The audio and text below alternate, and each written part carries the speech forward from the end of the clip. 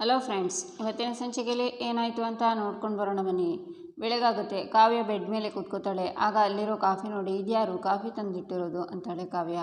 ಆಗ ಮಹಾದೇವ ಓಂ ಶಾಂತಿ ಶಾಂತಿ ಶಾಂತಿ ಅಂತ ಕಿವಿಗೆ ಹೂ ಮುಡ್ಕೊಂಡು ಹಣೆಗೆಲ್ಲ ನಾಮ ಹಾಕ್ಕೊಂಡು ಬರ್ತಾನೆ. ಮಹಾದೇವ್, ಇದೇನಿದು ಹೊಸ ಅವತಾರ ಅಂತಾಳೆ ಕಾವ್ಯ. ಅವತಾರ ಅಲ್ಲ, ಶಾಂತಿ ಸಮಾಧಾನಕ್ಕಾಗಿ ನಾವು ಕೈಗೊಂಡಿರೋ ಹೊಸ ರೂಪಾಂತರ ಅಂತಾನೆ ಮಹಾದೇವ. ವಾಟ್ ಅಂತಾಳೆ ಕಾವ್ಯ. ಅಮ್ಮ ನನಗೆ ಸಿಟ್ಟು ಕಡಿಮೆ ಮಾಡ್ಕೊ ಅಂತ ಯಾವಾಗಲೂ ಬೈಯೋಳು. ಇವತ್ತು ನೋಡಿದರೆ ನಿನ್ನ ಸಿಟ್ಟನ್ನು ಕಡಿಮೆ ಮಾಡದೇ ಇದ್ದರೆ ನಿನ್ನ ಮೂಗನ್ನೇ ಕೊಯ್ದು ಹಾಕ್ತೀನಿ ಅಂತ ರೋಪ್ ಹಾಕಿದ್ಲು. ಅದಕ್ಕೆ ಪೂಜೆ ಪುನಸ್ಕಾರ ಎಲ್ಲ ಮಾಡಿ ಆದಷ್ಟು ನನ್ನ ಸಿಟ್ಟನ್ನು ಕಡಿಮೆ ಮಾಡ್ಕೊಳ್ಳೋ ಪ್ರಯತ್ನದಲ್ಲಿದ್ದೀನಿ ಅಂತಾನೆ ಮಹಾದೇವ. ಸಿಟ್ಟು ಕಡಿಮೆ ಮಾಡ್ಕೋಬೇಕಾದ್ರೆ ಬರೀ ಕಿವಿನಲ್ಲಿ ಹೂವು ಇಟ್ಕೊಂಡ್ರೆ ಸಾಕಾಗೋದಿಲ್ಲ. ಅದಕ್ಕೆ ನನ್ನ ಹತ್ರ ಒಂದು ಹ್ಯಾಕ್ ಇದೆ, ಹೇಳ ಅಂತಾಳೆ ಕಾವ್ಯ. ಹ್ಯಾಕಾ ಅಂತಾನೆ ಮಹಾದೇವ. ಅಂದರೆ ನನ್ನ ಹತ್ರ ಒಂದು ಉಪಾಯ ಇದೆ, ಹೇಳ ಅಂತಾಳೆ ಕಾವ್ಯ. ಹೇಳು ಅಂತಾನೆ ಮಹಾದೇವ. ಸಿಟ್ಟನ್ನು ಕಡಿಮೆ ಮಾಡ್ಕೋಬೇಕು ಅಂದರೆ 1 2 3 4 ನಂಬರನ್ನು ಕಂಟಿನ್ಯೂ ಮಾಡ್ತಾ ನಮ್ಮ ಉಸಿರಾಟನ್ನು ಗಮನಿಸ್ಕೋಬೇಕು. ಆವಾಗ ನಮ್ಮ ಸಿಟ್ಟು ಕಡಿಮೆ ಆಗಿ ನಮ್ಮ ಕೈಲಾಗೋ ಅನಾಹುತ ಕಡಿಮೆ ಆಗುತ್ತೆ ಅಂತಾಳೆ ಕಾವ್ಯ. ಅಷ್ಟೇಯಾ? ಸರಿ, ಆಗಿದ್ರೆ 1 2 3 4 ಅಂತ ಮಹಾದೇವ ಹೇಳ್ತಾನೆ. ಅಷ್ಟೇ ಅಂತಾಳೆ ಕಾವ್ಯ. ಹೌದು, ಈ ಉಪಾಯನ ನೀನು ಯಾಕೆ ಉಪಯೋಗಿಸಲ್ಲ? ಯಾವಾಗಲೂ ನನ್ನ ಮೇಲೆ ಗುರ್ರ ಅಂತಲೇ ಇರ್ತೀಯಲ್ಲ. ಹಾಂ, ಸಿಟ್ಟು ಬಂತು, ಎಣಿಸು 1 2 3 4 ಅಂತಾನೆ ಮಹಾದೇವ. ಆಗ ಕಾವ್ಯ ಸಿಟ್ಟಿಂದ ಸಾಕು ಮಾಡು ಮಹಾದೇವ ಅಂತಾಳೆ. ಆಯ್ತು ಬಿಡು, ನೀನು ಸಿಟ್ಟು ಮಾಡಿಕೊಂಡ್ರೆ ಅನುಭವಿಸೋದು ನಾನು ಮಾತ್ರ. ಅದೇ ನಾನು ಸಿಟ್ಟು ಮಾಡಿಕೊಂಡ್ರೆ ನನ್ನ ತಂಗಿಗೆ ಒಂದು ಒಳ್ಳೆಯ ಸಂಬಂಧ ನೋಡಿದ್ಯಾ, ಅದೆಲ್ಲನೂ ಹಾಳಾಗಿ ಹೋಯ್ತದೆ. ಅದಕ್ಕೆ ಆದಷ್ಟು ಬೇಗ ಇದನ್ನೆಲ್ಲ ಮಾಡಿ ನನ್ನ ಸಿಟ್ಟನ್ನು ನಾನು ಕಡಿಮೆ ಮಾಡ್ಕೋತೀನಿ. ಈಗ ನೀನು ಏನು ಮಾಡ್ತೀಯಾ ಅಂದರೆ ನಿನ್ನ ಮೂಗಿನ ತುದಿಯಲ್ಲಿರೋ ಸಿಟ್ಟನ್ನು ಕೆಳಗಿಳಿಸಿ ಟೇಬಲ್ ಮೇಲೆ ಇರೋ ಕಾಫಿ ತಗೊಂಡು ಕುಡಿ. ನಾನೇ ನಿನಗೋಸ್ಕರ ತಗೊಂಬಂದಿದ್ದು ಅಂತಾನೆ ಮಹಾದೇವ. ಏನು, ನೀನು ಕಾಫಿ ತಗೊಂಬಂದಿದ್ದ ಅಂತಾಳೆ ಕಾವ್ಯ. ಯಾಕೆ, ಹೆಂಡತಿಯಾದವಳಿಗೆ ಗಂಡ ಕಾಫಿ ತರಬಾರ್ದು ಅಂತ ಆಯ್ತಾ? ನಾನೇ ಮಾಡ್ಕೊಂಡು ತಗೊಂಡು ಬಂದಿದ್ದೀನಿ, ಕುಡಿ, ಎಂಜಾಯ್ ಅಂತಾನೆ ಮಹಾದೇವ. ಏನು, ಈ ಕಾಫಿನ ನೀನು ಮಾಡಿದ್ದ? ಹಾಗಾದರೆ ನನಗೆ ಬೇಡಪ್ಪ, ಅದೆಷ್ಟು ಕೆಟ್ಟದಾಗಿರುತ್ತೋ ಏನೋ ಅಂತಾಳೆ ಕಾವ್ಯ. ಹಲೋ, ಎಕ್ಸ್ಕ್ಯೂಸ್ ಮೀ, ಏನು ಈ ಮಹಾದೇವನಿಗೆ ಕಾಫಿ ಮಾಡೋಕ್ಕೆ ಬರಲ್ಲ ಅಂದ್ಕೊಂಡಿದ್ಯಾ? ಹೇಗೆ, ಒಂದು ಸಲ ಕುಡಿದು ನೋಡು, ನೀನೇ ಎಂಜಾಯ್ ಮಾಡ್ತೀಯಾ ಅಂತಾನೆ ಮಹಾದೇವ. ಆಯಿತು ಸರ್, ತಾವು ಮಾಡಿರೋ ಜಗತ್ತಿನ ಸರ್ವಶ್ರೇಷ್ಠ ಕಾಫಿನ ಮುಖ ತೊಳ್ಕೊಂಡು ಕುಡಿತೀನಿ. ತಾವು ದಯಮಾಡಿಸ್ಬೋದು ಅಂತಾಳೆ ಕಾವ್ಯ. ಓಹೋ, ಮುಖ ತೊಳೆದೆ ಮೇಡಮ್ ಅವರು ಏನೂ ಮಾಡಲ್ಲ ಅಂತ ಪೋಸ್ ಕೊಡಬೇಡ ಮಾವಯ್ಯ. ನನಗೆಲ್ಲ ಹೇಳವ್ರೆ, ಕಾಫಿ ಒಳಗೆ ಹೋದ್ಮೇಲೆ ಮುಖಕ್ಕೆ ನೀರು ಬೀಳೋದು ಅಂತ ನನಗೆ ಚೆನ್ನಾಗಿ ಗೊತ್ತಿದೆ. ನಾಟಕ ಮಾಡಿ ಸಾಕು, ಕಾಫಿ ಕುಡಿ ಅಂತ ಮಹಾದೇವ ಹೋಗ್ತಾನೆ. ನಮ್ಮ ಅಪ್ಪ ಇನ್ನೇನು ಅದೇನೇನು ಹೇಳಿದಾರೋ ಏನು ಅಂತ ಅಲ್ಲಿರೋ ಕಾಫಿನ ತೆಗೆದು ಕುಡಿದು, ಪರವಾಗಿಲ್ವೇ, ಚೆನ್ನಾಗೇ ಮಾಡಿದ್ದಾನೆ ಅಂತಾಳೆ ಕಾವ್ಯ. ಆಗ ಡೋರ್ ಹತ್ರ ಮಹಾದೇವ ಬಂದು, ಮತ್ತೆ ನಾನು ಮಾಡಿರೋ ಕಾಫಿ ಅಂದರೆ ಸುಮ್ಮನೆನಾ? ಕುಡಿ ಎಂಜಾಯ್ ಅಂತ ಹೇಳಿ ಮಹಾದೇವ ಅಲ್ಲಿಂದ ಹೋಗ್ತಾನೆ. ಈಚೆ ರಾಮ್ ಪ್ರೇಮ ಬೆಂಗಳೂರಿಗೆ ಹೊರಡ್ತಾರೆ. ಅತ್ತೆ, ನೀವು ಇದ್ದಿದ್ದಕ್ಕೆ ಇವತ್ತು ನಾನು ಬೆಂಗಳೂರಿಗೆ ಹೋಗ್ತಾ ಇದ್ದಿದ್ದು. ಮೊನ್ನೆ ರಾಮ್ನ ಬಿಟ್ಟು 2 ದಿನ ಇರೋದಕ್ಕೆ ಎಷ್ಟು ಕಷ್ಟ ಆಯಿತು ಗೊತ್ತಾ? ಥ್ಯಾಂಕ್ಸ್ ಅತ್ತೆ, ನೀವು ಒಪ್ಪಿರೋದಕ್ಕೆ. ರಾಮ್ ನನ್ನ ಬೆಂಗಳೂರಿಗೆ ಕರ್ಕೊಂಡು ಹೋಗ್ತಿರೋದು ಅಂತಾಳೆ ಪ್ರೇಮ.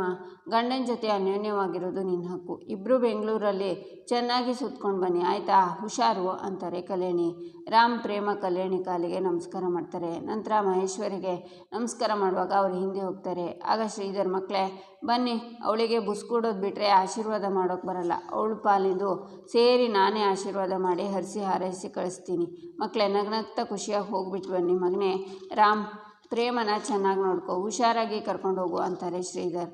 ಆಯ್ತಪ್ಪ ಅಂತಾನೆ ರಾಮ್. ಅಕ್ಕ, ಬೆಂಗಳೂರಿಗೆ ಹೋಗಿದ ತಕ್ಷಣ ನನಗೆ ಫೋನ್ ಮಾಡು. ಬಿಸಿಲಲ್ಲಿ ಒಬ್ಬೊಬ್ಬಳೇ ಎಲ್ಲ ಓಡಾಡೋಕ್ಕೆ ಹೋಗಬೇಡ. ಎಲ್ಲಿ ಹೋಗೋದಿದ್ರು ರಾಮ್ ಜೊತೆನೇ ಹೋಗು, ಹುಷಾರು ಅಂತಾಳೆ ಕಾವ್ಯ. ದೊಡ್ಡಮ್ಮ, ಹೋಗ್ಬಿಡ್ತೀನಿ ಅಣ್ಣ, ಬಾಯ್ ಅಂತ ರಾಮ್ ಹೊರಡ್ತಾನೆ. ಈಚೆ ಕಾರಲ್ಲಿ ರಾಮ್ ಸೀಟ್ ಬೆಲ್ಟ್ ಹಾಕ್ಕೊಂಡು, ಪ್ರೇಮ ಸೀಟ್ ಬೆಲ್ಟ್ ಹಾಕೋ ಅಂತಾನೆ. ರಾಮ್, ಅದು ಹಾಕೊಳ್ಳೋಕ್ಕೆ ಬರ್ತಿಲ್ಲ ರಾಮ್, ನನ್ನ ಕೈಗೆ ಸಿಗ್ತಿಲ್ಲ ಅಂತಾಳೆ ಪ್ರೇಮ. ಲಾಸ್ಟ್ ಟೈಮ್ ನಿನಗೆ ಹೇಳ್ಕೊಟ್ಟಿದೆ ಅಲ್ವಾ ಅಂತಾನೆ ರಾಮ್. ಇದೊಂಥರ ಬ್ರಹ್ಮವಿದ್ಯೆ ಆಗಿಬಿಟ್ಟಿದೆ, ಎಷ್ಟು ಹೇಳಿಕೊಟ್ರು ತಲೆಗೆ ಹೊಳಿತಿಲ್ಲ. ಇನ್ನೊಂದು ಸರಿ ಅಂತಾಳೆ ಪ್ರೇಮ. ಸರಿ ಅಂತ ರಾಮ್ ಸೀಟ್ ಬೆಲ್ಟನ್ನು ಹಾಕ್ತಾ ಅವಳನ್ನೇ ನೋಡ್ತಾನೆ. ಪ್ರೇಮನು ಅವನ್ನೇ ನೋಡ್ತಾಳೆ.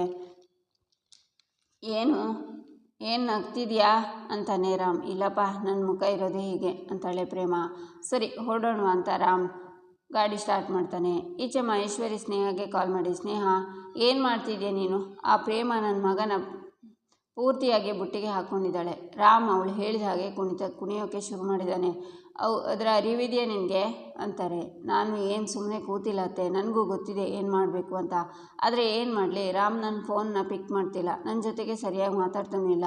ಆ ಪ್ರೇಮ ಅದೇನು ಮಂತ್ರ ಮಾಡಿದವಳು ರಾಮ್ಗೆ ಅಂತಾಳೆ ಸ್ನೇಹ. ಮಂತ್ರನೂ ಇಲ್ಲ, ಮಾಯನೂ ಇಲ್ಲ. ಗಂಡನ ತನ್ನ ಮುಷ್ಟಿನಲ್ಲಿ ಹೇಗೆ ಇಟ್ಕೋಬೇಕು ಅನ್ನೋ ಸಂಸಾರದ ವಿದ್ಯೆನ ಕಲ್ತಿದ್ದಾಳೆ ಅವಳು. ಆದರೆ ನೀನು ಮಾತ್ರ ಫೋನು, ಮೆಡಿಸಿನ್ನು, ಇಂಜೆಕ್ಷನ್ನು ಅಂದ್ಕೊಂಡು ಅಲ್ಲೇ ಕೂತಿರು. ನೋಡು ಸ್ನೇಹ, ನೀನೇ ನನ್ನ ಮನೆ ಸೊಸೆಯಾಗಿ ಬರಬೇಕು ಅಂತ ನಾನು ಹಠ ಹಿಡ್ತಿದ್ದೀನಿ. ಒಂದು ವೇಳೆ ರಾಮ್ ಏನಾದರೂ ಪ್ರೇಮ ಹಿಂದೆ ಹೋದರೆ ಎಲ್ರಿಗಿಂತ ಹೆಚ್ಚು ನಷ್ಟ ಆಗೋದು ನಿನಗೆ, ನಿನ್ನ ತಂದೆಗೆ. ಗೊತ್ತಿದೆ ತಾನೇ ಅಂತಾರೆ ಮಹೇಶ್ವರಿ. ಹಾಂ ಅತ್ತೆ ಅಂತಾಳೆ ಸ್ನೇಹ. ರಾಮ್ ನನ್ನ ಮಗ ಅನ್ನೋದಕ್ಕಿಂತ ನಿನ್ನ ಆಸ್ತಿ ಅನ್ನೋದನ್ನು ಮರಿಬೇಡ. ಅವನು ಏನಾದರೂ ನಿನ್ನ ಕೈ ಬಿಟ್ಟರೆ ನೀನು ಬೀದಿಗೆ ಬರ್ತೀಯ. ನೋಡು ಸ್ನೇಹ, ಏನಾದರೂ ಮಾಡು, ಒಟ್ಟಿನಲ್ಲಿ ಆ ಪ್ರೇಮೆಯಿಂದ ರಾಮ್ ದೂರ ಆಗೋ ಹಾಗೆ ಮಾಡು ಅಂತ ಕಾಲ್ ಕಟ್ ಮಾಡ್ತಾರೆ ಮಹೇಶ್ವರಿ. ರಾಮ್ ನನ್ನನ್ನು ಇಷ್ಟು ಇಗ್ನೋರ್ ಮಾಡುವಷ್ಟು ಅಭ್ಯಾಸ ಮಾಡ್ಕೊಂಡಿದ್ಯಾ ಅಲ್ವಾ ನೀನು. ಆದರೆ ಈ ಸ್ನೇಹ ಯಾವತ್ತೂ ಸೋಲೋದನ್ನು ಅಭ್ಯಾಸ ಮಾಡ್ಕೊಂಡಿಲ್ಲ. ಆ ಪ್ರೇಮಗೆ ನಿನ್ನ ಮೇಲೆ ಎಷ್ಟು ಹಕ್ಕಿದೆಯೋ ಅದಕ್ಕಿಂತ ಜಾಸ್ತಿ ಹಕ್ಕು ನನಗೆ ನಿನ್ನ ಮೇಲಿದೆ. ಆದರೆ ಅವಳ ಮುಷ್ಟಿಯಿಂದ ನಿನ್ನ ನಾನು ಹೇಗೆ ಬಿಡಿಸ್ಕೊಳ್ಳಿ ನಾನು ಅಂತಾಳೆ ಸ್ನೇಹ. ಈಚೆ ಪ್ರೇಮ, ರಾಮ್ ಬೆಂಗಳೂರಿಗೆ ತಲುಪಿದ ಮೇಲೆ ನನ್ನ ಎಲ್ಲೆಲ್ಲಿ ಕರ್ಕೊಂಡು ಹೋಗ್ತೀಯಾ? ಲಾಲ್ಬಾಗ್ ಕಬ್ಬನ್ ಪಾರ್ಕಲ್ಲಿ ಕರ್ಕೊಂಡು ಹೋಗ್ತೀಯಾ? ರಾಮ್ ಮೆಟ್ರೋ ರೈಲ್ ಇದೆಯಲ್ಲ, ನನ್ನ ಅಲ್ಲಿ ಕರ್ಕೊಂಡು ಹೋಗೋ, ನನಗೆ ತುಂಬ ಆಸೆ ಅಂತಾಳೆ ಪ್ರೇಮ. ಕರ್ಕೊಂಡು ಹೋಗ್ತೀನಿ, ನಿನಗೆ ಏನೆಲ್ಲ ನೋಡಬೇಕು ಅನಿಸುತ್ತೋ ಎಲ್ಲ ತೋರಿಸ್ತೀನಿ, ಸರಿನಾ ಅಂತಾನೆ ರಾಮ್. ಬೆಂಗಳೂರಲ್ಲಿ ತುಂಬ ಟ್ರಾಫಿಕ್ ಅಂತೆ, ಅದರಲ್ಲೇ ಜೀವನ ಎಲ್ಲ ಕಳೆದೋಗುತ್ತೆ ಅಂತಾರೆ, ನಿಜನಾ ಅಂತಾಳೆ ಪ್ರೇಮ. ಬೆಂಗಳೂರು ಅಂದರೆ ಅಲ್ಲಿ ಟ್ರಾಫಿಕ್ಕೇ ಅನ್ಕೋಬೇಡ, ಅಲ್ಲಿ ಹೋದ್ಮೇಲೆ ನೋಡೋಕ್ಕೆ ತುಂಬ ಇದೆ, ಬಾ ಕರ್ಕೊಂಡು ಹೋಗ್ತೀನಿ ಅಂತಾನೆ ರಾಮ್. ಪ್ರೇಮ ಕಾರ್ ಮೇಲಿಂದ ನೋಡ್ತಾ ತುಂಬ ಖುಷಿ ಆಗ್ತಾಳೆ. ರಾಮ್ ಕೂಡ ಡ್ರೈವ್ ಮಾಡ್ತಾ ಖುಷಿ ಆಗ್ತಾನೆ. ಪ್ರೇಮ ಕೆಳಗಿಳಿ, ತುಂಬ ಗಾಳಿ ಇದೆ ಅಂತಾನೆ ರಾಮ್ ಇದರಲ್ಲೇ ಕಣೋ ಮಜಾ ಇರೋದು, ಸಖತ್ತಾಗಿದೆ ರಾಮ್, ಗಾಡಿ ನಿಲ್ಲಿಸೋ ಅಂತಾಳೆ ಪ್ರೇಮ. ರಾಮ್ ಗಾಡಿ ನಿಲ್ಲಿಸಿ, ಏನಾಯ್ತು ಪ್ರೇಮ ಅಂತಾನೆ. ಅಲ್ಲಿ ನೋಡು, ಬಿಸಿ ಬಿಸಿ ಜೋಳ ಮಾಡ್ತಿದ್ದಾರೆ, ಅಬ್ಬಾ ಅದನ್ನು ನೋಡ್ತಿದ್ರೆ ಬಾಯಲ್ಲಿ ನೀರು ಬರುತ್ತೆ ನನಗೆ ಅಂತಾಳೆ ಪ್ರೇಮ. ಅದನ್ನು ಇಷ್ಟೊಂದು ಗಾಬರಿಲಿ ಹೇಳಬೇಕಿತ್ತಾ? ಈಗ ಜೋಳ ತಿನ್ನೋ ಅವಶ್ಯಕತೆ ಇತ್ತಾ? ಮನೆಗೆ ಹೋದ್ಮೇಲೆ ತಿನ್ಬೋದಲ್ವಾ ಅಂತಾನೆ ರಾಮ್. ಇಲ್ಲ, ನಾನು ಜೋಳ ತಿನ್ನಲೇಬೇಕು, ಈಗಲೇ ತಿನ್ನಬೇಕು ಅಂತಾಳೆ ಪ್ರೇಮ. ಸರಿ, ಆದರೆ ಒಂದು ಕಂಡೀಷನ್, ನೀನು ಮಾತ್ರ ಅಲ್ಲಿ ಚೌಕಾಸಿ ಮಾಡದೆ ಜೋಳ ತಗೋಬೇಕು. ಆಮೇಲೆ ಅಷ್ಟಾಯಿತು ಇಷ್ಟಾಯಿತು ಅಂತ ಹೋದರೆ ನಾನು ಬರಲ್ಲ, ಜೋಳ ಕೊಡ್ಸಲ್ಲ ಅಂತಾನೆ ರಾಮ್. ಇಲ್ಲ, ನಾನು ಚೌಕಾಸಿ ಮಾಡೋದೇ ಇಲ್ಲ, ನೀನು ನನಗೆ ಜೋಳ ಕೊಡಿಸು. ಸರಿ ನಡಿ ಅಂತಾಳೆ ಪ್ರೇಮ. ನಂತರ ಪ್ರೇಮ ಕಾರಿಂದ ಇಳಿದು ಬಂದು, ಅಣ್ಣ 2 ಜೋಳ ಹಾಕಿ, ಒಂದು ಖಾರ ಜಾಸ್ತಿನೇ ಹಾಕಿ ಅಂತಾಳೆ. ಇಬ್ಬರು ಜೋಳನ ತಿಂತಾರೆ. ಪ್ರೇಮ, ಏನಿದು ಇಷ್ಟೊಂದು ಖಾರ ಇದೆ, ನೀರು ಅಂತಾನೆ ರಾಮ್. ಅಣ್ಣ, ಇದಕ್ಕೆ ಸ್ವಲ್ಪ ಲಿಂಬೆಹಣ್ಣು ಹಿಂಡಿ ಕೊಡಿ, ಖಾರ ಕಡಿಮೆ ಆಗುತ್ತೆ ಅಂತಾಳೆ ಪ್ರೇಮ. ಅವನು ಹಣ್ಣನ್ನು ಹಿಂಡಿ ಕೊಡ್ತಾನೆ. ಆಗಲೂ ರಾಮ್ ಜೋಳ ತಿಂದು ಖಾರ ಪ್ರೇಮ, ಪೆಟ್ರೋಲ್ಗೆ ಬೆಂಕಿ ಸುರಿದಂಗೆ ಆಗ್ತಿದೆ, ನನ್ನ ಕೈಲಾಗ್ತಿಲ್ಲ ಅಂತಾನೆ. ಹೌದಾ, ಇರು, ಇದನ್ನು ನೀನು ತಿನ್ನು ಅಂತ ತನ್ನ ಜೋಳನ ರಾಮಿಗೆ ಕೊಟ್ಟು ರಾಮ್ ಕೈನಲ್ಲಿರೋ ಜೋಳನ ತಾನು ತಿಂತಾಳೆ ಪ್ರೇಮ. ಹಾಂ, ಇದು ಸ್ವಲ್ಪ ಖಾರ ಕಮ್ಮಿ ಇದೆ ಅಂತಾನೆ ರಾಮ್. ಜೋಳಕ್ಕೆ ಜಾಸ್ತಿ ಖಾರ ಇದ್ರೇ ಕಿಕ್ಕು ಅಂತಾಳೆ ಪ್ರೇಮ. ಹೌದಾ, ಆದರೂ ಪ್ರೇಮ ನೀನು ಭಾರಿ ಇದೆಯಾ, ಇಷ್ಟೊಂದು ಖಾರ ತಿಂತೀಯಾ ನೀನು ಅಂತಾನೆ ರಾಮ್. ಇದ್ಯಾವ ಮಹಾಖಾರ, ಇನ್ನೂ ಖಾರ ತಿಂತೀನಿ ನಾನು ಅಂತಾಳೆ ಪ್ರೇಮ. ರಾಮ್, ಇಬ್ಬರು ಒಂದು ಸೆಲ್ಫಿ ತಗೊಳ್ಳೋಣ, ಫೋನ್ ಕೊಡು ಅಂತ ಪ್ರೇಮ ಸೆಲ್ಫಿ ತೆಗುತ್ತಾಳೆ. ಕಾಸು ಕೊಡೋ ಅಂತಾಳೆ ಪ್ರೇಮ. ನಂತರ ಅಲ್ಲಿಂದ ಇಬ್ಬರು ಹೊರಡ್ತಾರೆ. ಈಚೆ ಕಲ್ಯಾಣಿ, ಮಹಾದೇವು ಪಂಚಮಿ ಮದುವೆ ತಯಾರಿ ಈಗಲಿಂದ ಶುರು ಮಾಡಬೇಕು, ಡೇಟ್ ಫಿಕ್ಸ್ ಆದಮೇಲೆ ಆದರೆ ತುಂಬ ಗಡಿಬಿಡಿ ಆಗುತ್ತೆ ಅಂತಾರೆ. ನಾನು ಈಗಾಗಲೇ ಎಲ್ಲ ತಯಾರಿನೂ ಮಾಡ್ಕೊತಿದ್ದೀನಿ ಅಂತಾನೆ ಮಹಾದೇವ. ಆಗ ಶ್ರೀಧರ ಬಂದು, ಮಹಾದೇವ, ನಾವು ಲೋಡ್ ಮಾಡಿದ್ವಲ್ಲ ಬಾಳೆ, ಅವೆಲ್ಲ ಅಂತಾರೆ. ಏನಾಯಿತು, ಸಮಾಧಾನ ಮಾಡ್ಕೊಳ್ಳಿ ಅಂತಾನೆ ಮಹಾದೇವ.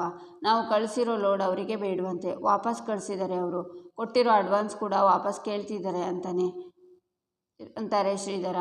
ಏನು ಚಿಕ್ಕಪ್ಪ ಇದು, 16 ವರ್ಷದಿಂದ ಅವ್ರ ಜೊತೆನೇ ವ್ಯವಹಾರ ಮಾಡ್ಕೊಂಡು ಬಂದಿದ್ದೀವಿ, ಪ್ರತಿ ವರ್ಷ ನಾವು ಬೆಳೆದಿದ್ದ ಬಾಳೆನೆಲ್ಲ ಅವರಿಗೆ ಲೋಡ್ ಮಾಡಿ ಕಳಿಸ್ತಾ ಇದ್ವಿ, ಈ ಕಿತನೂ ನಮಗೆ ಜಾಸ್ತಿನೇ ಬೇಕು ಅಂತ ಅಡ್ವಾನ್ಸ್ ಕೂಡ ಮಾಡಿದರು, ಈಗ ಇದ್ದಕ್ಕಿದ್ದಂಗೆ ಏನಿದು ಅಂತಾನೆ ಮಹಾದೇವ. ಅದೇ ನನಗೂ ಗೊತ್ತಾಗ್ತಿಲ್ಲ ಮಹಾದೇವ ಅಂತಾರೆ ಶ್ರೀಧರ. ಅದನ್ನು ಕೇಳಿಸ್ಕೊಂಡ ಮಹೇಶ್ವರಿ ಸ್ಮೈಲ್ ಮಾಡ್ತಾಳೆ.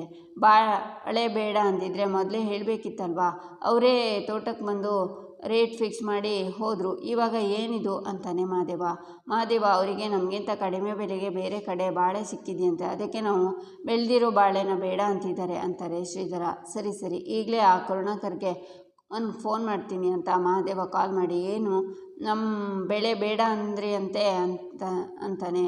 ಸಾರಿ ಮಹಾದೇವ, ನಾವು ಕೋಟ್ ಮಾಡಿದ ರೇಟಿಗೆ ನಿಮ್ಮ ಬಾಳೆನ ತಗೊಳ್ಳೋಕ್ಕೆ ಆಗಲ್ಲ, ಯಾಕಂದರೆ ಮಾರ್ಕೆಟ್ ರೇಟ್ ಬಿದ್ದೋಗಿದೆ, ನೀವು ಬೇರೆ ಯಾರಿಗಾದರೂ ತಗೊಳ್ಳೋಕೆ ಹೇಳಿ, ಯಾಕಂದರೆ ಈ ರೇಟ್ಗೆ ನಾವು ತಗೊಂಡು ಹೋದರೆ ನಮಗೆ ಲಾಸ್ ಆಗುತ್ತೆ ಅಂತಾರೆ ಕರುಣಾಕರ್.